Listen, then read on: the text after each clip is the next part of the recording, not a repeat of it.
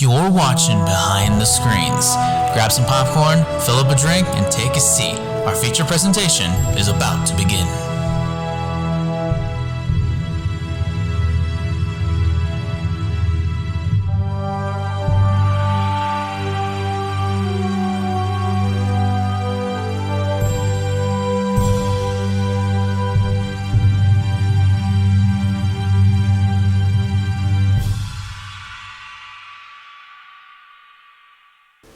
Good morning, good afternoon, good evening, whatever time zone you may be listening. Welcome back to another amazing episode of Behind the Screens. I'm Chris Chason, and joined as always is my co-host and best friend, Mike Lakewood. Mike, how you doing tonight, my friend? I'm doing very well tonight, Chris. Very happy to be back for another episode of Behind the Screens for what is to be considered a celebration and send-off episode this week. Yep, so we've reached the end. We've done today is our last episode discussing specifically Batman the Animated Series, because we did discuss all of the episodes of the show, but there were a couple things along the side of the show that released as well during the show's run, right? Yep, we wanted to cover the DC animated films that were connected to specifically the Batman series of the Timmverse shows that released between 1992 and 2006. 3 of these films featured within the centerness of Batman as the main protagonist, these films being Batman Mask of the Phantasm from 1993, Batman and Mr. Freeze Sub-Zero from 1997,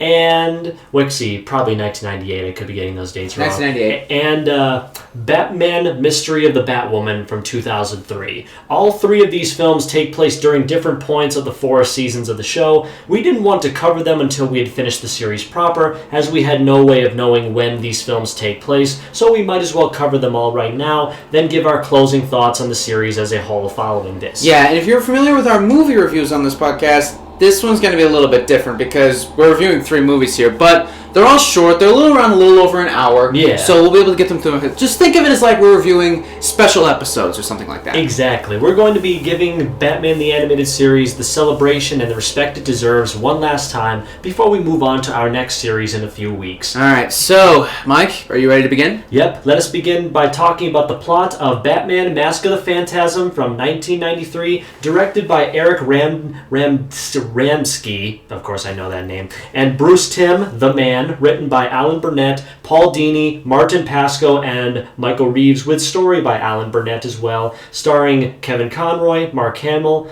Dana Delaney, and all the other amazing actors that came from the original animated series for this film specifically. This film released on Christmas Day, 1993. Without further ado, let's get into the plot. A young Bruce Wayne meets Andrea Beaumont while visiting his parents' grave. They begin a relationship while Bruce makes his first attempts at crime fighting, where he succeeds at foiling robberies, but is discouraged when the crooks do not fear him. Bruce is conflicted about whether to commit to his relationship with Andrea or defending Gotham City, but eventually he proposes a marriage to her. Andrea accepts, but mysteriously leaves Gotham with her father, businessman Carl Beaumont, under mysterious circumstances, ending the engagement with a Dear John letter. Heartbroken, Bruce fully assumes the mantle of Batman. We then cut to 10 years later during the events of the main 4 seasons of the show, where Batman breaks up a meeting of Gotham crime bosses led by Chucky Saul. As Saul escapes in his car, he is attacked by a cloaked figure jumping in the night, known as the Phantasm. Saul is killed when the Phantasm causes his car to speed out of control and crash into a nearby building from the top of the parking plaza where he used to stay. Batman is seen at the crime and is blamed for the murder of Saul, with Councilman Arthur Reeves, who is corrupt and on the mob's payroll, vowing to have him arrested. Mm-hmm. So yeah, this is a really good plot so far. Oh yeah. The Phantasm murders another gangster, Buzz Bronski, in the same cemetery Bruce met Andrea. Buzz's bodyguards see the Phantasm flee the scene and, of course, mistake it for Batman. Of course they do. Batman investigates the scene of Bronski's death and encounters Andrea there, inadvertently revealing his identity to her. Batman finds evidence linking Carl Beaumont with Saul Bronski and a third gangster, Salvatore Valestra, later finding a photograph of the 4 together in Valestra's home. Paranoid that Batman will come for him next, Valestra asks Reeves for help, but he is turned down. In desperation, he goes to an abandoned World's Fair, ironically another place where Bruce and Andrea spent their youth when they were a amazingly cute fling couple in the age-old past of Gotham City, where he goes to the Joker for help. Yeah, so... Wait, hold on. This question, I've always questioned this. Why does the Joker have the abandoned World's Fair as his hideout this time around? Well, because I'm pretty sure, before we go back into the plot, I'd just like to say that the future of Gotham City was always depicted as a bright and shiny metropolis, just like the actual metropolis is later seen in the series, as the nice big city of the future, because that's what these old-timey world fairs would always project. True. But nowadays, it's run down, it's destroyed, because of people like the Joker. Because of him, the future is dirty and destroyed and nasty. We can't live in a good world as long as people like the Joker inhabit it. Oh, metaphorical and literal. Okay, I know, it's so good. Continue. I love it. The Phantasm attempts to kill Balestra at his mansion, but finds that the Joker has already done the job for him, painfully too. Joker sees Phantasm through a camera he stuck into Balestra's chest, realizing that the murderer is not Batman, which he already called. And of course detonates a bomb he planted inside the mansion, blowing up any evidence that he was ever there. Phantasm escapes the blast and is pursued by Batman before disappearing on the rooftops. The police begin hunting down Batman, who is saved from arrest at the very last second by Andrea pulling up in her car. She explains to Bruce that her father embezzled money from Balestra, repaid everything, but a hit was put out for him for his death, prompting him to go into hiding with Andrea. Together once again, the two consider resuming their hot, flingy relationship. Bruce believes that Carl Beaumont is the Phantasm, but sees a vital clue in the photo of Bronsky, Balestra, Saul, and Beaumont. That Balestra's chauffeur in the background, who Bruce had seen many times in the flashbacks, always standing outside not only Andrea's home, but also in other forms of the flashbacks. The Joker was Salvatore Balestra's bodyguard. Who would have thought? Which is unbelievably crazy. What a twist! Which was awesome. It's like, oh, it's him. Like, Yeah, I swear, jerk. I couldn't believe my eyes when I first Yeah, I saw know. this When I movie. first watched the movie and saw them, I'm like, you didn't. They No actually way! did it. It was so good. But we have a little bit more to go with this movie. Joker visits Reeves to press him for information about the Phantasm, believing that Reeves is ordering the killings to hide his mafia connections. Reeves is poisoned with Joker venom and is taken to the hospital, where Batman interrogates him. And let me tell you, this is one of the most amazingly animated interrogation scenes Batman has ever done, either in the show or the movies proper. Fair enough. The fear that we see in Reeves' eyes is unlike anything I've ever seen in 90s animation. Let me tell you that much. Because not to mention the fact he's laughing uncontrollably because of the Joker venom. He's trying to breathe, and he feels like he's going to lose air every single second he's talking. You could feel he's just that way close to death. Reeves confesses that he helped the Beaumonts escape to Europe, but revealed their location to Balestra after Carl refused to help fund his first election campaign. Both Joker and Batman deduce the Phantasm is, of course, Andrea Beaumont. Surprise! Her return to Gotham was to seek revenge on the Balestra mob for her father's murder, and robbing her of the perfect life she was to have with Bruce. Andrea tracks down Joker, her father's killer and last target, to his hideout in the Gotham's old abandoned World Fair. They fight but are interrupted by Batman, who begs Andrea to stop, that vengeance won't heal her pain. But Andrea refuses. There is nothing that will make her feel more better than severing the Joker's head with her own bare hands. Oh my god, it's so good. I love this story. Joker prepares to blow up the entire World's Fair with a massive bomb underneath the streets, but is seized by Andrea, who bids goodbye to her beloved Batman. Batman barely escapes the blast himself. As the dust settles, Andrea and the Joker are nowhere to be seen. Now, of course, we know from future episodes the Joker gets out of many harebrained schemes completely unharmed, and we never know why. Yeah. In the Batcave, Bruce is consoled by Alfred, who assures him that Andrea could not have been helped, no matter how many amazing things that Bruce and her work together. Yeah. However, before Bruce finds Andrea's locket containing a picture of them together, which means that all these 10 years, she never forgot. However, it's revealed that Andrea did in fact survive the nuclear blast. She is sorrowfully departing Gotham City, and a saddened Batman, cleared of all the accusations against him, resumes his crime-fighting career, but with a lot more weight to his shoulders, as we'd see in many future episodes. So, oh my god, that story is amazing. Let me tell you that Yeah, much. this movie is really something. Let me tell you much, because when I first saw it, when I first sat through this series all the way through, I thought, okay, people have said this film is really good. Let me just check it out and see for myself. And I was very much blown away by how well the acting was, how really good the animation was, with millions of dollars worth of budget put into this project. Exactly. And we're talking with early 90s animation. It still holds up. I know, it still holds up amazingly. This movie turns 30 next year. It's amazing how if every year that passes, the really cool and modern thing becomes nostalgic and collecting dust over time, but I will never let this movie collect dust, let me tell you that much. Yeah. A bunch of the old animated actors come back for this movie, a bunch of another new guys as well, which I really liked the new additional character actors for the new characters that were only there for this story. Yeah. The story follows Batman as he reconciles with his former lover and faces a mysterious new vigilante who is murdering Gotham crime bosses. The story was inspired by Batman Year 2 from the comic story. I know Batman Year 1, but is Batman Year 2 also written by Frank Miller?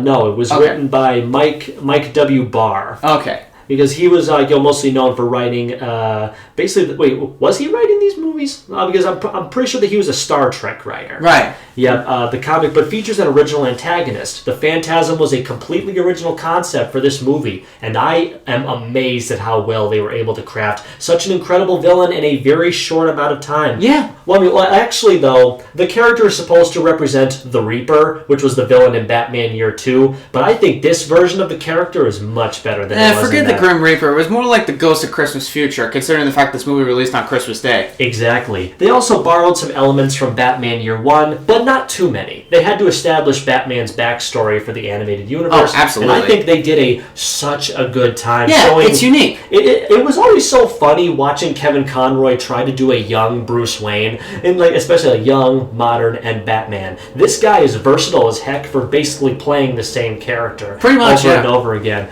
Reconciling how Bruce Wayne became Batman in his first attempts at crime fighting. The film was originally supposed to be released solely to VHS and video. But I think they pushed it to have a theaters They release? pushed it to have a theatrical run at the very last second, condensing the production time into only 8 months to get the film out. Oh. Which means that those 4 guys had to write the script, get it to the actors, get all the lines right, animate the scenes, direct the scenes, compose the music. Everything that would normally take a year and a half, maybe 2 years, had to be condensed into 8 months. And the fact they made something this amazing in that amount of time is nothing short of a miracle. Look, developing something in a short period of time, it can always spell out trouble. But depending on what's going on behind the scenes, it could turn out to be something really amazing. Exactly. The film was praised for its stylized animation, voice performances, story, and music, and I simply could not agree more. Yeah, it makes sense. Unfortunately, because the film was released in theaters, it was also a box office failure, having been made on $6 million and only barely cracking $5.5 million. Yikes. Which means that, yes, DC and Warner Brothers initially lost money after putting the film out there. Yeah, but I'm sure the VHS sales covered it, right? And immediately covered it afterwards, which is what they should have done from the very beginning, Yeah. except they got greedy at the very last second. Oh my goodness. Even though it was a box office failure, I still think it is an incredible production. Not going to lie. Me too. Without Honestly, a single shadow of a doubt. me personally, the fact that this movie is sort of more backstory for this version of Batman that most people knew well of, probably like a season or two, that know this Batman really well, to see that he was originally happy with someone I know. and possibly willing to ditch his crime-fighting disputes to honor his parents. You think to yourself, can this guy really truly be happy? But then you see Bruce get the letter, find out that Andrea left because, quote unquote, her dad said she was too young and they need time. Forget about me. I'm like, okay, that hurts. It and that's hurts what sets so him hard. off. Exactly. And the scene where Bruce puts on the Batcowl and becomes Batman, and you hear Alfred just say, my God, you're like, okay, we've got a troubled man right here. Yeah, so that was exactly what people needed to be scared of him. He needed to be scary. And before Andrea left, Bruce Wayne just wasn't scary. Yeah. And it's just like so that there was a time when he was just a normal guy. Yeah. And then after that, Bruce Wayne would never be normal again. And actually, despite how amazing this movie is, I have a criticism about it. Uh-huh. So, you know how after Batman chases the Phantasm across the rooftops, afterwards, Andrea picks him up. Yeah. We know Andrea's the Phantasm later on, but I'm surprised Batman, the world's greatest detective, didn't suspect Andrea at all and just went to her father. I'm thinking to myself, well, considering the fact that he almost married this woman, I have a feeling he was a little booty blind when she came back into his life. I really don't want to think that way because I don't like to believe that booty blind is even a thing. I mean, it could be, but I know that he was so happy and filled with joy that she was back in his life that he wouldn't have considered her a suspect. I mean, mind you, he had no reason to suspect her at all. No, not at all. Because it was always meant to divert the audience's attention from the real problem. That shows. Her showing up ultimately proved that she was the Phantasm because how else would she know that he was running through the alleyways? Yeah. How would she know to get him if she wasn't just there? I guess. It's it's a little thing that bothers me. But the rest of the movie is still amazing. And the fact of the matter is, with the increased budget, it means that during the final fight scene with Batman and Joker, Batman literally kicks him in the face, knocks out a tooth, and causes Joker to bleed a little. I know. You don't get that in the original show. It was so amazingly awesome to see blood and gore in this movie. Despite this was a PG, right? Pretty sure, yeah. Oh man! It showed just how amazingly awesome '90s PG was, and how it shows how hardcore we were. Yeah, it really, really does. After and is soon killed by his laughing gas. Okay, so basically, I'm just looking through the cast list right now to try and find some really amazing stuff right here. Just seeing all the different people, like the crime bosses, the original actors who came back for this series. But one thing that I do find really awesome that would set the Bruce Timm verse going into the future, it's so easy to forget that Andrea's voice actor is Lois Lane's voice actor. That's right, yes! Which is so funny because it literally, okay, we can't spoil it because we want to talk about the Superman animated series in the future, but let me tell you, I will be calling back to this and how we do see Bruce Wayne in that show a few times due to crossover storylines. It's really funny. We will tell you all that, guys. Yeah, that I'll do time, but yeah, of course, I do want to talk about the themes of this movie, though. Paul Dini intended each of the flashbacks into Bruce's love life to have a tendency to get worse and worse as time went on, when you hope things will eventually get better. Bruce's relationship with Andrea, which at first shows promise, eventually turns into a mess. At first, Bruce and Andrea are set to get married, but then Bruce is given a farewell note from her, cutting off their ties. This eventually leads him to becoming Batman. Richard Corliss of the Time magazine felt that the scene paralleled Andrea's decision to avenge her own parents and reject love when she finds her own father murdered. Both events transforms two people, Bruce into Batman and Andrea into the Phantasm. One scene depicts Bruce Wayne at his parents' grave, and this is one of my all-time favorite Kevin Conroy scenes as Batman. Yeah. As all-time, I didn't count on being happy again. And I know. That scene is like a gut punch. That is one of the most perfect animated, not just DC, but maybe all of Warner Brothers animation put together. Whoa, that's a whole take. Seeing a man broken in the rain, crying at his parents, screaming at the universe that life is unfair and that why did you have to leave me? I can do more. I don't have to keep this up. I just want to be happy. And I am. And it kills me. And it's like he hates being happy because he doesn't think he deserves it. Yeah, because if you know Batman, he is always driven by the deaths of his parents. Nothing else. It's so tragic. Heck, Dick Grayson got over the death of his parents, but Bruce did not. He never did, and even when he found out even in one point in the comics where he found the murder of his parents, Joe Chill, he still didn't get over it. Nope, and I never would expect him ever to.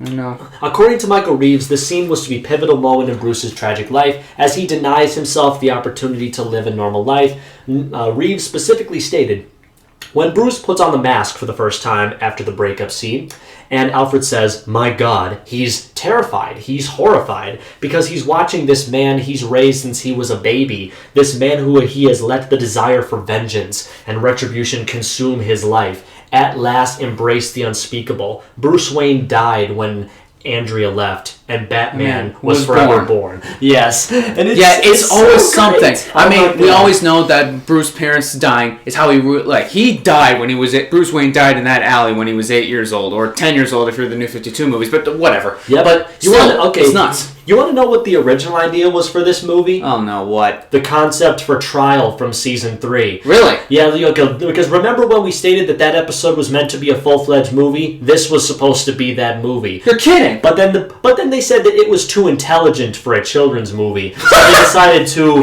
condense it to 22 minutes. And I think that was the much better call. That is true, because Trial is still one of the best episodes of the show. Yeah, just don't mess with a good thing, my friend. Absolutely. So after talking about this, okay, so you'll go one last thing before we get to our final thoughts about this first third of today's episode. Believe it or not, as of the recording of this episode, Matt Reeves, the first film in his Batman line of films for HBO Max and all the new modern Warner Brothers movies from DC, Matt Reeves specifically said that cited as an example of a film that effectively personified the character's inner bubble and psyche, Robert Pattinson, who will portray Bruce Wayne, said that he wanted to play Batman based on him watching this movie all the time as a kid. Seriously? Basically saying that Batman in this movie is one of the best examples of Batman in any of DC's pathos. Oh my god! Which is like that's amazing. I know, it really is. So, it just shows a testament that this is a film that testifies on Batman's psyche, his drive, his journey, where he began and where he would eventually end as we go through these shows. And I would say I'd watch it as many times as possible. Absolutely. Didn't we also see this movie in theaters for a fandom event? Yeah, there was a special 25th anniversary event for this movie, and we got to watch it at our local theater. We did. It was kind of amazing. We kind of wish that we were grew up in 1993, and we saw it in theaters for the people, and we'd be like, it was just that amazing. It just felt good to watch it on the big screen. Yep, it is definitely a moment I don't think either of us will ever forget. How'd you put your final thoughts on this movie? Okay. This might be controversial, but almost everybody has said that this movie is possibly the best Batman movie of all time in terms of animation, because the best Batman movie of all time is The Dark Knight. They say it's the best animated Batman movie. Personally, I don't think so. It's good. It is really good. But it's not really that Batman for me. Look, I get that it's a movie based what's essentially a cartoon show for kids. Yes. And they do know how to dwell on the dark a couple times. But there are times where it just doesn't, it still has a little kiddish charm of the animated series. Because look, to me, a good Batman movie should have, grit. But not so much. Look, do I want an R-rated Batman movie? Maybe, but come on, that's big pushing it. But still, I think this movie is an amazing animated movie in this universe. And if you are a fan of this Batman animated series cartoon, you gotta watch this movie. It is one of the most amazing comic book animated movies I have ever seen in my entire life, and it's a reason why DC rules at animation more than Marvel. Fantastic. Mike, what about you? Now, I've seen this movie enough times to understand that it's really important to put the 90s DC animated stories going into the early 2000s on such a high pedestal. Without them, we would not have as many amazing DC adventures with Batman, Superman. They were a pivotal point on getting DC through the hard times of the 90s when it seemed like comic books were on the downfall once again.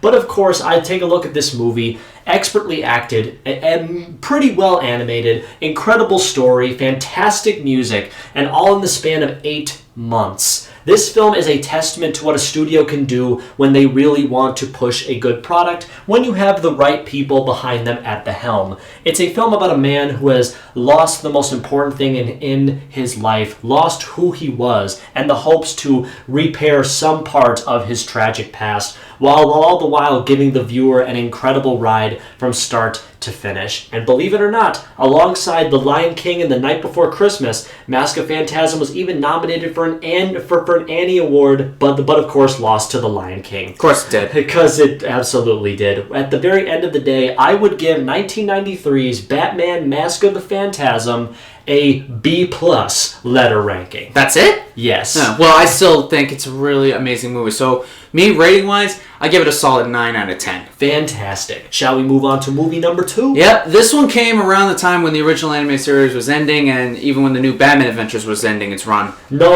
actually... Well, kind of. Yeah, because, originally... Okay, so now we're going into 1998's Batman and Mr. Freeze Sub-Zero. This film, many have said who worked on the original animated series back in the 90s, is the official movie to bridge between seasons 3 and 4, because this is where the original Fox series ended before Warner Brothers started to make their own cartoons. That's right, yeah. And basically jump the shows ahead 1 to 2 years later. Mm-hmm. This would be the final adventure before things would take a much more darker turn, as we saw in season 4. The film is directed by Boyd Kirkland, one of the main writers of the first 3 seasons, as well as written by him and produced by him with Randy Rogel. Those two were heavily adept on making this movie. And of course, basically reprising all these amazing characters. We got Lauren Lester back as Robin. Very awesome stuff. Unfortunately, Melissa Gilbert, who was the voice of Barbara Gordon in seasons 2 and 3, has been replaced by the late Mary Kay Bergman, who was a very big voice actress back in the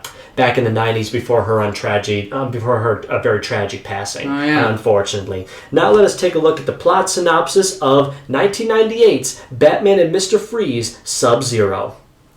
After his last encounter against Batman in the episode Deep Freeze, that's the one. Yep. Mr. Freeze has found himself a home in the Arctic and started a surrogate family with his still cryogenically encased wife Nora, his newly adopted son Kunak, I believe that's his name. I think so, yeah. He basically adopts, I forget what the name is. Like, I don't want to say Eskimo because I'm pretty sure that's too wide of a term. Yeah. So basically, he basically adopts an orphan, which I think is really cool. Yeah, it shows he's got some sympathy, sort of. Yep. And a pair of polar bear companions. They actually have names, and I can't pronounce the names, but I didn't even know they had names until I read this plot synopsis. Interesting. They cared enough to give the damn polar bears names. Well, that is amazing. Then one day, a submarine emerges from underwater through the floor of their cave, turned home, shattering Nora's containment tube. After which her condition rapidly deteriorates. Not sure how a disease can rapidly deteriorate when you're in the Arctic, which means everything freezes, but okay. Maybe if you're in the Antarctic, maybe. After he severely punishes the submarine crew, innocently unaware of their mistake, by freezing them with his trusted freeze gun, Mr. Freeze returns to Gotham City with his companions to enlist the help of his old colleague, Dr. Gregory Belson, to help find a cure for his wife once again. Belson determines that Nora needs an organ transplant, but due to her rare blood type, there are no suitable donors available to her. Freeze declares they will use a live donor then, even if it means killing an innocent person, and bribes Belson into compliance with a promise of gold that will put an end to Belson's own financial debt. Then, of course, we cut to Barbara Gordon, who, aka Batgirl, turns out to be a perfect match for Nora Freeze. Very convenient, I say. A little too convenient, if you ask me. Yep. Freeze learns from a telephone conversation with her roommate that she is at a restaurant with her then-boyfriend, Dick Grayson. We all saw how that went out, didn't we? Yeah. Whoopsie! Freeze attacks the restaurant and kidnaps Barbara. Dick and the GCPD give chase, but fail to stop Mr. Freeze, who takes her to an abandoned oil rig in the middle of the ocean, where he and Belson are hiding. And let me tell you, the CGI on the motorcycle chase with Dick trying to stop Mr. Freeze in the truck looks awful. Yeah, sorry, that's the truth. The CG in this film looks so much worse than the CG used in Mask of the Phantasm. This was made 5 years later. How is the CG even worse? Well, I mean, they're still trying to get their footing with CG when you think about it. Yeah, I know. I tried to cut them some slack because it's the late 90s. CG was still very much experimental, but it's always something that I've never really been all that in support of. I do love 2D animation more than CG animation or like whatever computer animation. Me too, yes. But it always is a roll of the dice when you combine 2D with CG. It's sometimes going to work, sometimes it won't work. Yep. Then we cut to about this. Freeze and Belson explain the situation to Barbara, who agrees to helping Nora with the blood transfusion, but not at the oil rig, prompting Freeze to keep Barbara basically chained to a bed. I mean, so this is a really creepy scene. Like, I do feel like the animation could have been a lot more scarier in this. Yeah, that is true. I would have been terrified if we just saw a point of view, first person thing with like Barbara looking around at like a Freeze looking down at her, telling her all this. Don't get those ideas. I know. Back in Gotham, Bruce Wayne, aka Batman, and Dick investigate Barbara's kidnapping, leading them to figure out Belson is with Freeze. The search for answers leads Batman and Robin to Belson's broker, Dean Abergast.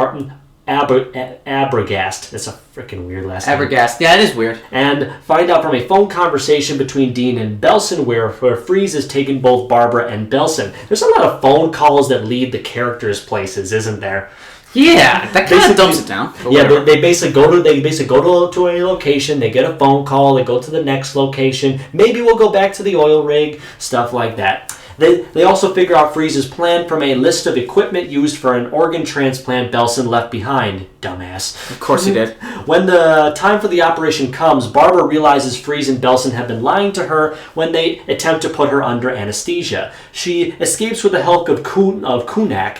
Belson gives pursuit and corners her, but just before Batman and Nightwing arrive in the Batwing. Freeze follows, and in the ensuing confrontation, Belson accidentally starts a rapidly spreading fire as Freeze traps Batman and Robin. Freeze orders Belson to perform the operation despite the oil rig now completely set on fire and falling apart on the verge of exploding. But of course, Belson betrays Freeze and attempts to escape, only to be killed by the falling wreckage of the building. So yeah, he was really annoying, and I'm kind of glad he's dead. Yeah, sorry. See this right here. Despite the oil rig falling, only to be killed, Batman and Robin escape just as Freeze's leg is broken. But he tells Batman to save Nora and Kunak first, along with Barbara. Batman and Barbara get Nora and Kunak to the waiting Batwing while Robin piloting it. And Nora, Kunak, and Barbara are all put safely on board, but despite his amazingly best efforts, Batman is unable to save Freeze from plummeting into the ocean to his apparent death. Quote unquote.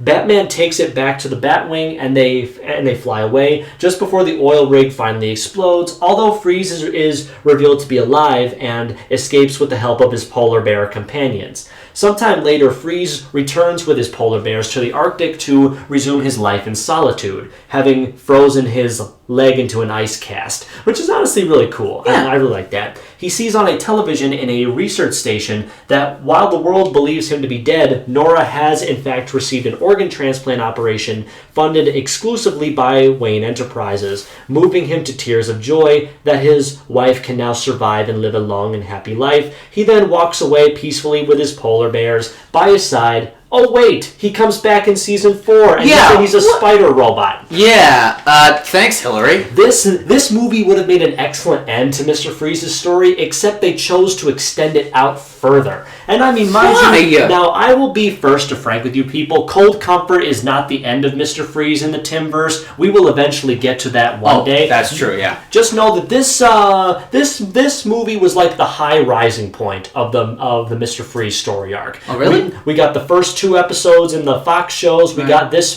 movie. We got his episode in season 4, which was his death for many years, and then we would see him in one more episode later on. Yeah. So I would say overall, this movie is really good, if not really contrived and sometimes poorly animated. That's sadly true. Like, I will say, it is still very well acted. Everybody still brings their A game. The animation and locations are very different from what you'd normally see in a Batman episode, especially as we were ending the Fox years in season 3. Yeah. But I will say, it's not as good as Mask of the Phantasm No, it is was. Clearly not. But at least it's not a train wreck. This movie could have been awful, but it wasn't. It was good. Yeah, the writing is still top notch. Again, like you said, actors bring their A game. It's just that some of the animation didn't really age well.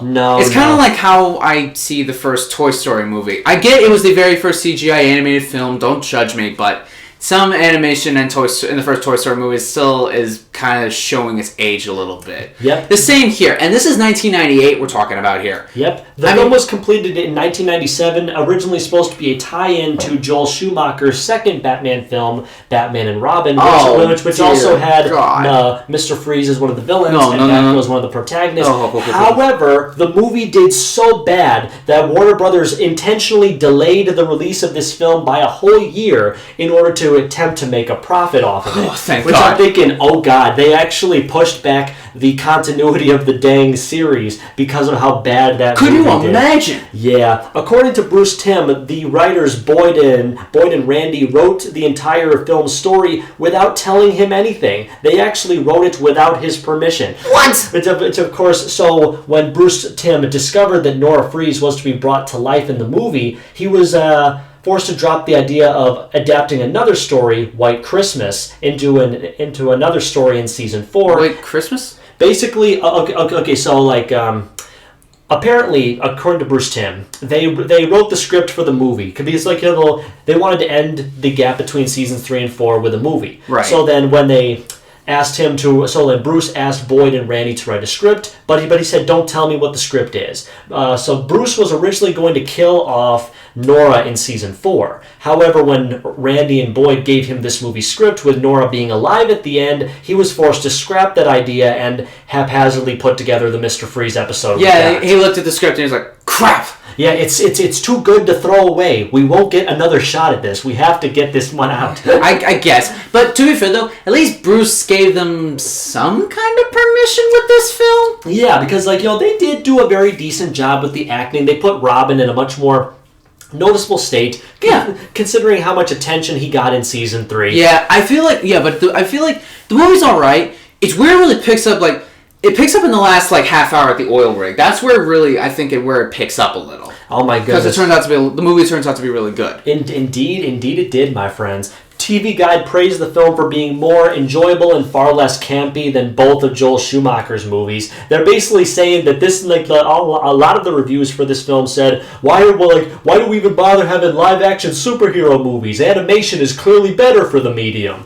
Well, they're not wrong. They were not wrong. I mean, for DC, sure. Marvel's got their hand in animation somewhat. Oh my goodness. I love how, they said that this movie is clearly for kids, but please watch it over Batman and Robin. Totally. All of the dang reviews were telling them, don't watch the second movie. Go watch this movie instead. And they're kind of right because, let's be honest, this is miles better than Batman and Robin. Indeed. Well, we can make fun of Batman and Robin as much as we want. We'll get to that. But this movie alone, it's still pretty good. It's actually really great. I know that we'll probably be getting much more work from Miss Mary Kay Bergman in the future, but I would be remiss in telling you folks at home who may not be aware that she unfortunately committed suicide 1 year after this film's release due to mental problems that she was suffering at the time. Didn't she also voice Daphne in those 90s Scooby-Doo movies? She did for the first 3 before she was replaced after her... By Gray Delisle. Yeah, because believe it or not, if she unfortunately did not pass away, then Gray Delisle would never have become Daphne Blake, which is honestly crazy to think about. It is. It's so very complicated. Yeah. So with that, I found Mary as Barbara to be good. She was all right. Yeah, to be honest, though, let's just be honest here. The best Barbara voice actor is Tara Strong. Yes, she does a really good job. I'll say, I love Tara Strong very much. Me too. Yes. I have a bias towards her that I probably shouldn't. We both do, if I'm being honest. So I will say she did a very nice job for the very small time that she did work in Warner Brothers Animation. I definitely say I really do wish that she was still around today. Yeah. I would have really loved to see a lot more of her. Yeah, Mary's Batgirl. It was subdued. It was kind of like the woman who voiced Barbara in seasons 2 and 3. So it was good. It was almost a sound-alike, but she did an alright job. Yes, she did. But okay, another fun fact about this movie, it was originally supposed to premiere in July of 1997 to be cross-promoted with Planet Hollywood and Six Flags theme parks. What? But since, of course, they were supposed to be it was supposed to release in 97, they were going to do promotional stuff at the parks, but due to it being pushed back, they canceled those promotions. Well, that's the third promotional deal I've heard of that deals with another company, because the other two I know, Sonic the Hedgehog 3 was split in half because of a deal with McDonald's, and the other one, if if I'm being honest, is also not as one. If I can remember correctly, Oh, what was it? boy. Crap. I think it has something to do with promotion for something. I don't know, something with a theme park. But anyway, Either but yeah. way, how would we sum up our experience with Batman and Mr. Freeze Sub-Zero from 1998?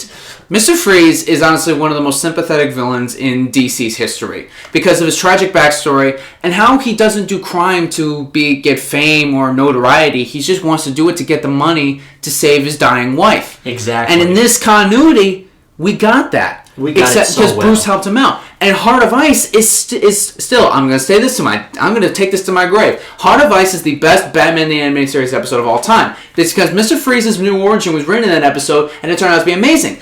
And the fact that he's the main villain of this movie, it makes it tragic.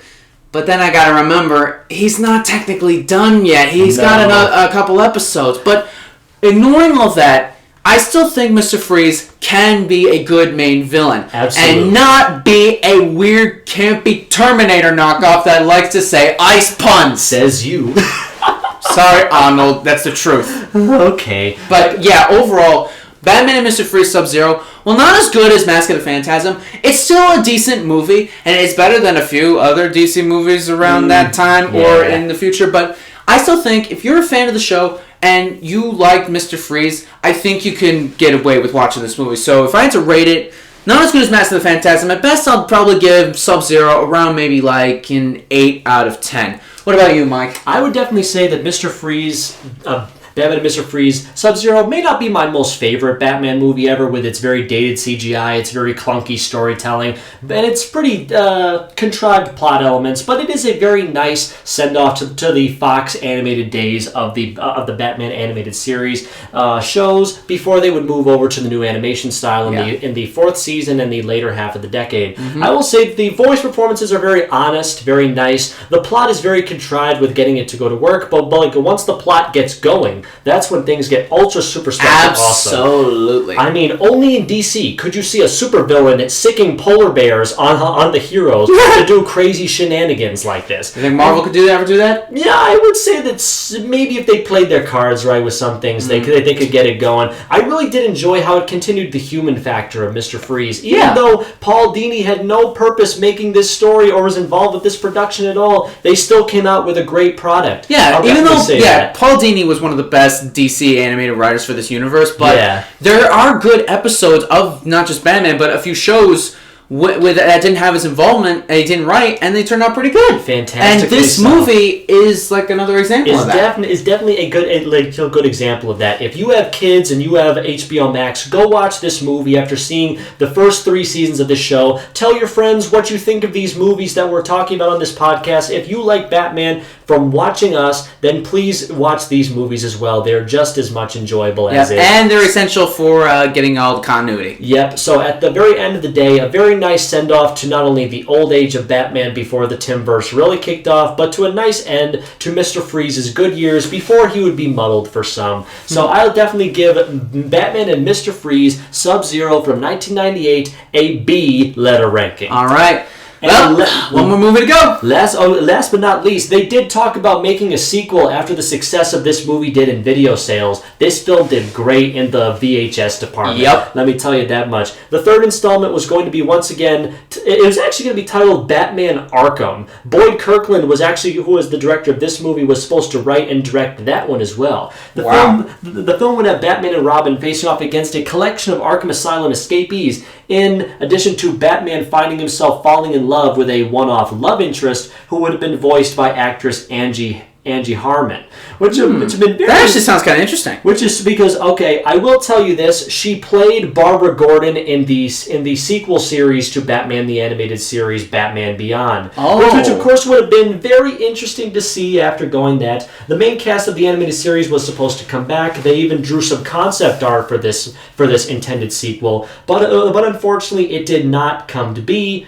but Batman Arkham Asylum did. And that's basically what they did. They took what was going to be the third film of the animated series and turned it into Rocksteady's first video game. That explains a lot, because Paul Dini wrote the story for it. Kevin Conroy, Mark Hamill, and Arlene Sorkin all came back to voice Batman, Joker, and Harley. Yep. And I'm going to be honest, some of the character designs in that game kind of look like the animated series. They really do. But of course, the standalone sequel would not come until another 5 years later, taking place during the events of Season 4, or technically, roughly, this is actually the official season finale for the fourth season. Batman Mystery of the Batwoman from 2003, a direct-to-video sequel which would officially conclude Batman's main run in the spotlight of the Tinverse. The film was directed by directed and written by many people who worked on the main series, including Kurt Guida, Michael Reeves, and a story by Alan Burnett. So of course we got all the great people coming back from the original animated series. We got Kevin Conroy, we got Tara Strong as Barbara Gordon, we got Kevin Michael Richardson, John Vernon, Alfred's actor, and of course we got Commissioner Gordon and Harvey Bullock coming back. Can't go wrong with them. Now, let us dig into the third and final film of this episode of Behind the Screens with 2003's Mystery of the Batwoman. This is going to be an interesting one. A new heroine, Batwoman, has arrived in Gotham, whose identity is a mystery, even to Batman. While she claims to fight for justice, Batwoman forsakes Batman's code to never take a life. Batman must figure out who she is while stopping not only the Penguin, but Rupert Thorne from selling illegal weapons to the fictional nation of Cosnia. The two villains employ Carlton... What's his name? I can't spell it. Like Dusquain.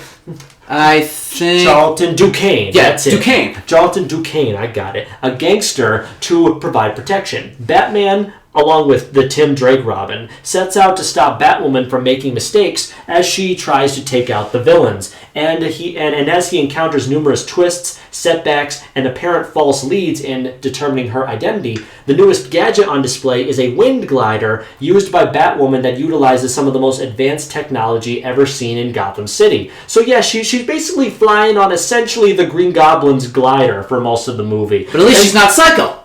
No, Bruce Wayne, Batman's alter ego, like we didn't know that plot synopsis, also becomes involved with Kathy Duquesne, the crime boss's daughter. I will have something to say about this at the end of the movie, and this plot point ruins the movie for me.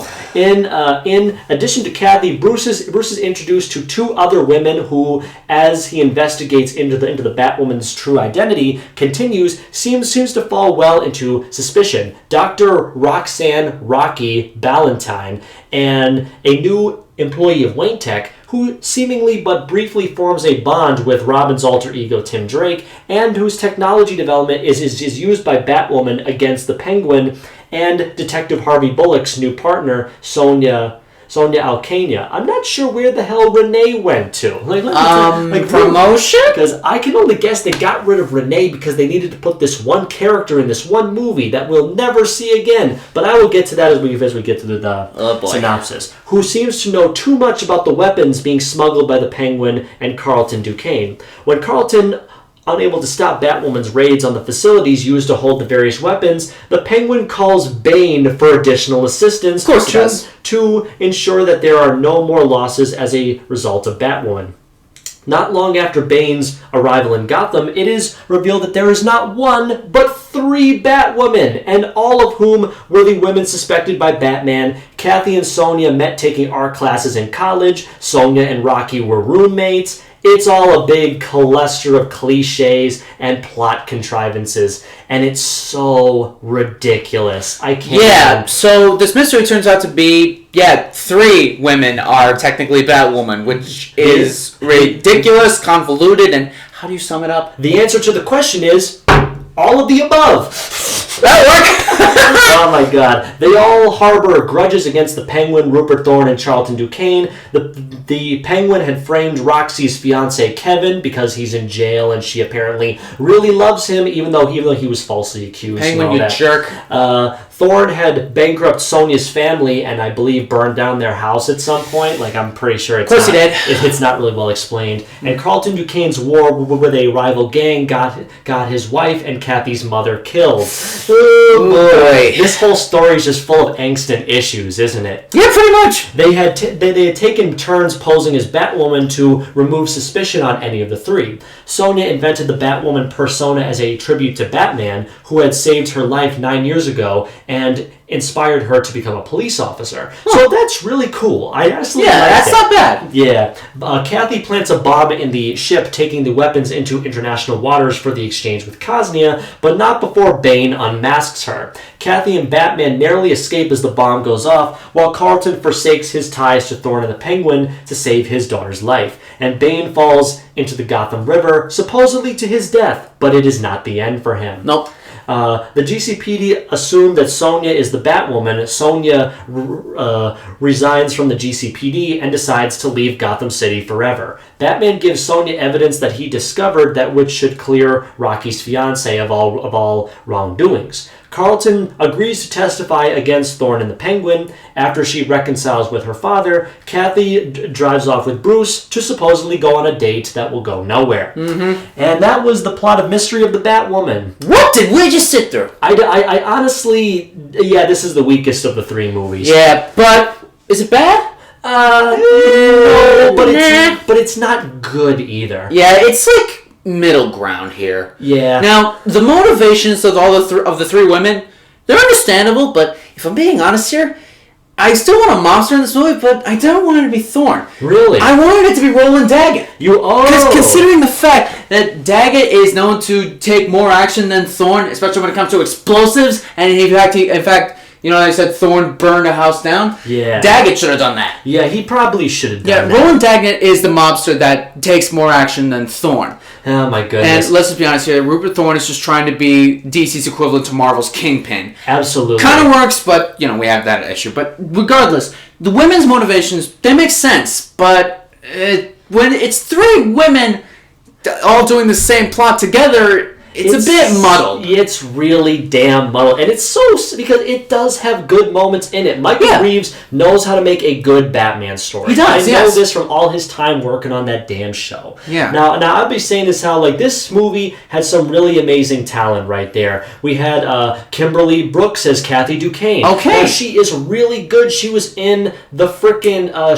Voltron reboot as the frickin' Warrior Princess. She was really good in that show before it went under. Now, what's that supposed to mean? Now, I'll tell you if we ever cover that show eventually. Oh, God. I'm not talking about it until we get to that point. But, of course, she was also Barbara in the Rocksteady Batman games. That's right. Which I think she did great in that, too. She was really awesome over there. We had all these amazing new actors playing all these amazing characters. Believe it or not, they also hired a separate voice actress to play Batwoman in the suits when each of the three women would, like, get inside the persona. Which I guess it's clever.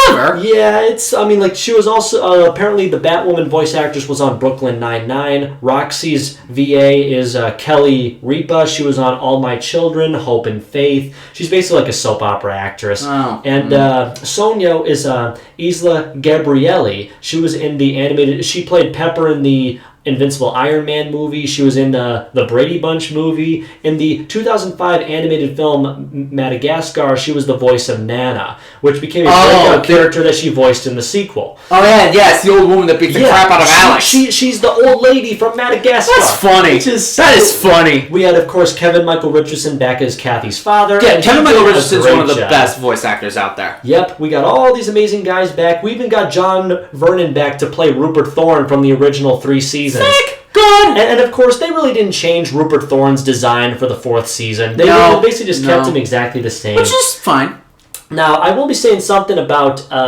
they actually recasted another actor for Tim Drake He's fine. Like I say, like it's really not the same as his original VA. Yeah, he kind of sounded like the same guy from season 4. Yep, and I will say this right here, my friends. Okay, so Barbara makes a cameo appearance in this because apparently she's somewhere. I think she's in college. Has to be, yes. Something they say, like she calls Bruce. Yeah, and like Bruce mentions college. So. Yeah, so basically, like Tim says, she misses you. I'm like, oh no. Now this will play into something that I am very much growing against. That one of the biggest flaws of the Timverse. Basically, Bruce Timm is a massive Barbara and Bruce shipper. He was trying to implant the seeds of Bruce and Barbara getting together in animation, but not to any major degree. It's mostly stuff that happens off-screen in the comics. Yeah, especially in the Batman Beyond 2.0 comic, which it was written by Kyle Higgins, I want to say. The comic is great. It's the stuff with Bruce and Barbara that's a little sketchy. That is very nasty. A singer named Cherie, I believe is her name, performs the single Betcha Never in the Iceberg Lounge as herself, which is honestly really cool. That's actually kind of clever. It's about as clever as Sia in a My Little Pony movie. Oh, wait a minute. Oh, yeah. This is also the only time that Paul Williams did not play the Penguin during these years. Oh, yeah, it was someone else? Yeah. It was, I believe it was David Ogden Stiers from Disney. Remember? Oh, that's right. Yeah, the guy, he's for those who don't know, he was the guy who voiced Cogsworth in Beauty and the Beast. And yep. He did a good job. This is also the very last appearance of many of the original voice actors for like the characters of the Batman, including Bob Hastings of Commissioner Gordon, John Vernon as Rupert Thorne, as well as the final. It was also the final appearance of Alfred's actor before he passed away in 2014. That's right. He would of course come back to play one episode in the Justice League series, though. And That's right. And then of course that would be the end of him. But Commissioner Gordon's actor died 1 year after this. Well, I'm actually checking. No, he died in 2014. Okay. Not 2004. All right. John Vernon died in 2005, though. Oh, that's right. So of course it was a very nice send off to give these characters one last hurrah before they unfortunately had to leave us. Despite that the majority of the returning characters came back, the character animation is considerably brighter and more lively than that, especially Rupert Thorne. He's not as scary and menacing as he was. No, he's like more like a jolly fat man. I know. They basically cleaned him up because that's Bruce Timm's style. They basically made him look as colorful as everybody else. That's kind of taking away the scary factor of a little bit, but we gotta remember here, even though WB went a little farther, they didn't go all the way. Okay, so apparently Alan Burnett and Michael Reeves together wrote the script, but Alan chose not to be credited afterwards. Why? Well, actually, I'm pretty sure that Alan came up with the idea and Michael wrote it. Kevin Conroy comes back as much as many other people, shows further continuity with previous stuff. As I mentioned, they name-dropped Barbara and Bruce Wayne's romantic relationship. I will get into a rant about that when we get to Batman Beyond. But of course, that'll be fun. Is a coming to an end. Dick Grayson has left Gotham to fight crime in Bloodhaven, which is, of course, a place I really wished we saw in the Timbers, but we never, ever saw it. Thanks, Justice League. And thanks, the Batman. Basically, it says that Robin and Batgirl are actually a few years older. They actually animated Tim and Barbara a little bit differently to show that a couple of years have passed since the events of Judgment Day. I can see that. But have not forced to quit in the wake of the events of, can't tell you about that, because that'd be a spoiler. No, we can't say a thing yet. So basically, out of the reception, so here's what I wanted to get into before we do the final closing thoughts. This is a very straight direct-to-DVD sequel. It basically features a mystery that's very confusing and contrived, even more so than the plot of Sub-Zero was. Yep. The new characters aren't exactly interesting and mostly there for dated early 2000s quips and stuff like that. The weird thing is, so I'm understanding it. This movie shows the end of Bruce and Barbara's relationship because he's trying to move away from that so he can be with Kathy. She's clearly in her mid-20s. He's got to be at least 40 years old at this point. Yes. Which I do not get why Bruce is always getting with younger women. He's a playboy. What do you expect? Date women your own age. You have $10 trillion. Just get somebody of your own circle. Don't date women that younger than you, man. Go for Veronica if that's when you want to go. Just go for Veronica, for Christ's sakes, man. Why write her up? I guess she was annoying, but she provided good stories for us to talk about. Surprisingly. Oh my goodness. So, the story is not horrible, but No, but in like all of the 109 episodes and 3 movies that focus solely on Batman throughout the hundreds of episodes Bruce Timm made for 15 years, this is definitely one of the weakest Batman-centric stories that we've ever seen. Very, very true. But, I mean, the movie's still not bad. It's still not bad. Let's talk about the Batwoman costume. It's something. It's fine. It looks too Batman Beyond-ish. I know. Like, it's really cool to see Batwoman in the Timmverse, but it's not really Batwoman. It's not Catherine... What's her name? Kathy Kane. Kathy Kane. That's it. Like, we're close. Kathy Duquesne, but that's not the same. It's not the frickin' same at all. Because Kathy Kane, Batwoman, has become a real prominent character in Batman comics as of late. Like, she's been Rainbow Flag. Oh yeah, because she's a lesbian superhero, which is cool and yes. awesome. But yeah, this Batwoman, she's cool, but it's just so weird the way the story came out. You want to know how a good mystery is? It makes you think alongside, and this movie does make you think. The problem is, no matter what you thought, you're going to be right. And I don't like that. Sometimes I like to be wrong when watching something. Yeah, me too. I love to be proven wrong by fiction. It's what keeps me coming back and showing people the thing I love so they can also enjoy it. But the fact that this movie... It's not a bad idea. Like no. Concept is really cool. We get many good ideas. We see Batman fighting Bane, which we didn't get a lot of in the animated series, which is always great to have that in there. We got some very funny comedic moments from the one-off side characters. Yeah, like the one thug walks into the room, is like, somebody in there? And then he sees Batman staring at him, he's like, oh, okay, crap. That scene was the Bruce crying at the cemetery moment for this movie. Because it was great. The only smart thug in the entirety of Gotham City sees Batman, and instead of shooting him, yelling, "Get him!" he just walks away. Yeah, and another thug walks up to him. Something wrong? No. No. And I'm like, yep, that's smart. Keep walking, buddy. It was really funny. Like, that's the thing. Like, this movie has good moments in it. Although, don't you think they were kind of playing a little bit on the risque a little bit sometimes? Well, like, mind you, that was what Bruce Timm was always doing. Like, I guess. There were always raunchy jokes. Like, hell, every single time Paul Dini wrote a story, you could guess that there would be some very attractive woman in there somewhere. Harley, for the most part? Harley, for the most part. Yeah, but still, I get that, but... you can tell, because since this wasn't made for TV, they could go a little farther, but Yeah, of course, they did try and take some risks, but I think that they just wanted to have fun. A nice send-off while they were making the Justice League cartoon. Yeah. They wanted to give Batman a nice little bookend to 109 episodes before they moved on into the bigger grouper shows. Yeah, and also around that time, The Batman show was airing in 2004. Yeah, which of course this was right before that, which of course that show would steal away all of Batman's rogues gallery on Cartoon Network. Which is why only Batman is present in Justice League Unlimited and no other Batman villains. Yeah. And no other Batman characters for the record. No Robin, no Batgirl, no Nightwing, no Alfred. We will talk about that at a future point in time. Yeah. But I'm pretty sure we've said all that we needed to about this movie. How would you finalize your thoughts on it? Honestly, this movie's at best just okay. Yeah, it's nothing groundbreaking, but to be fair though, it's not horrible. I feel like you could get a kick out of it. Like, watch it once, you might find it alright. But I wouldn't I'd wait a bit and then watch it again. Like, maybe wait a couple months or so, something like that. So, exactly. So overall, I mean, I still think the movie is okay, but it's nothing really amazing. So at best, I have to give Mystery of the Batwoman maybe around like a 7 out of 10. Fantastic. Yeah. What about you, Mike? I too also thought that this direct-to-video threequel was okay at best. Threequel, that's good. Because I did enjoy the voice performances. The script was decent, decent at best, if not a bit formulaic and a bit cliched. The mystery did come right the hell out of nowhere as we were trying to absorb which one of these fine, beautiful 3 women is the Batwoman. Which one of them is the big picture here? Yeah. Or, you know what would be cool? If they subverted our expectations and it turned out to be none of them. You know what? That would have been really awesome. Of course it would have come right the hell out of nowhere. And we would probably have a giant info dump. Yeah. That would be kind of cool. I honestly wouldn't mind if, Batwoman was, Kathy's mother come back from the dead to get revenge on her husband.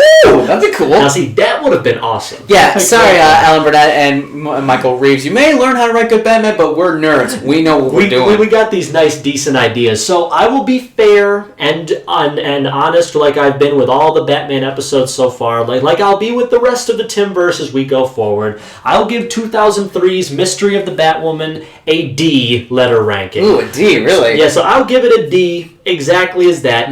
It's basically one of the lesser stories of the entirety of Batman's solo run. But after these 3 movies, there's nothing more about Kevin Conroy being in the lead that we have to talk about for right now. It appears that we're done with our first series. How do we wrap up such a fantabulous time on this podcast? Well, I know just how to do it.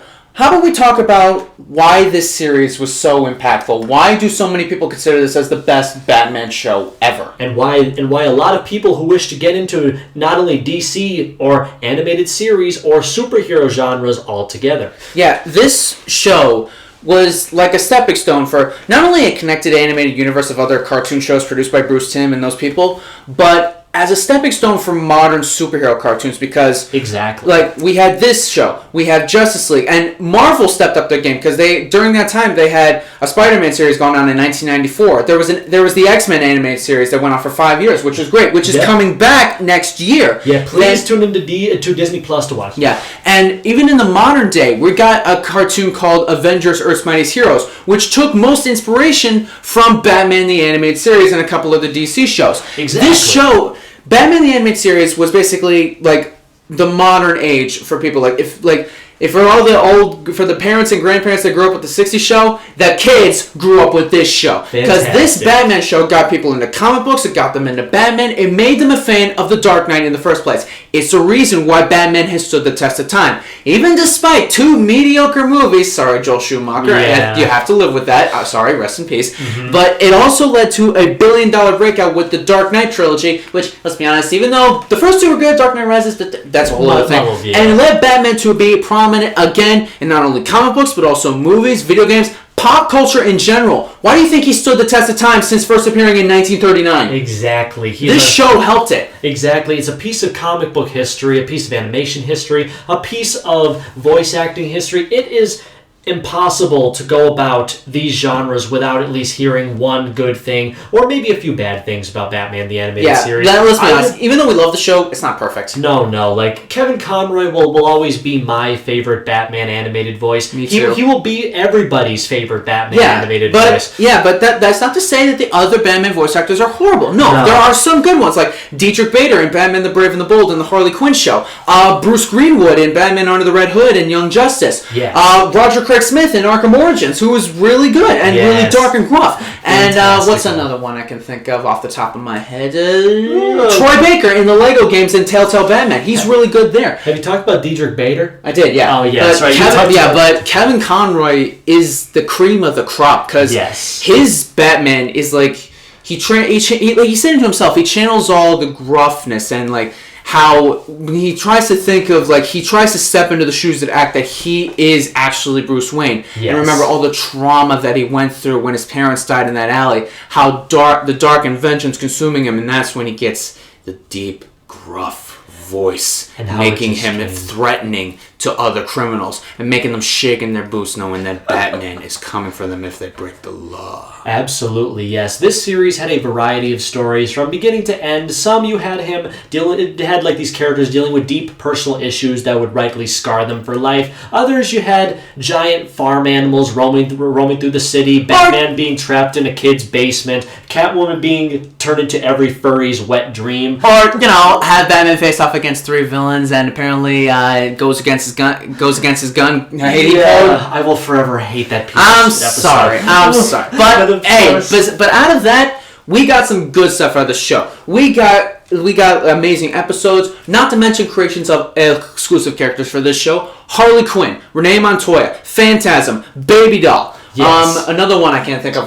Lockup. Exactly. I mean, it was cool, and again, some of the episodes, like, some are amazing, like, not just the original anime series, but new Batman adventures, like Mad Love, Over the Edge, Heart of Ice, Mad as a Hatter, On Leather Wings, Dreams in Darkness. Yes. Trial. Yes, Child. Perchance to Dream. Yes. See, all these stories. Like, we know these episodes. Like, even though we watched the show for a while, we still think it's perfect for everybody. Like, even if you're just a newbie in comic books, watch this old show. There may be some terminology in there that might be a little older because this was the 90s, but it's still relevant even today. It's exactly why we wanted to start out with a series like this, not just because it's a jumping off point for us to talk about at least 5 other shows, but the fact of the matter is the point of this podcast is to get the word out about these things that most people have already heard about, but if you haven't, it'd be an excellent way for you guys to be informed with nice, honest commentary. We want you guys to expand your horizons so that not only you can enjoy this, but your friends can enjoy it. Maybe even your kids can enjoy it. We want you to create new lasting memories, especially all these decades from now. Like, who knows, maybe 30 years from now, this show will still be as popular. And then your kids will thank you for showing it to them, because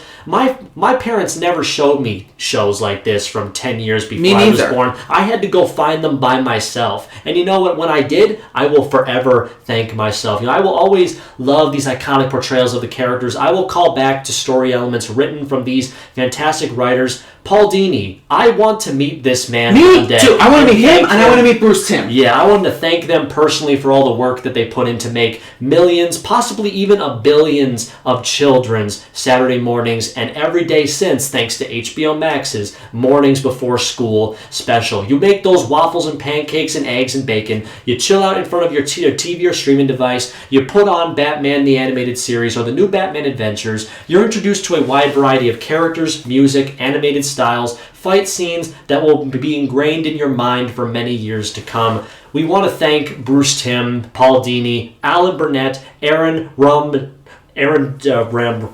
I can never get his name right. Oh, wow. We want to thank you for the 30 years of time that you put into all of DC's animated properties throughout it, but we thank you most of all for this animated program. Yeah, and we want to do the other series that you guys made the same justice one day. Yeah, and not to mention the fact this show is still relevant even today, because as of the time of this recording, there's a comic series called Batman The Adventures Continue, which is a comic series set in the continuity of this show. Yes, continuing from where the finale of not only Judgment Day from Mystery of the Batwoman left off, introducing characters that were never brought into the animated series because they weren't considered relevant at the time, or they just weren't as loved as they are today, like Azrael, Deathstroke, Jason Todd, confirming that he did exist for only a year or two before dying.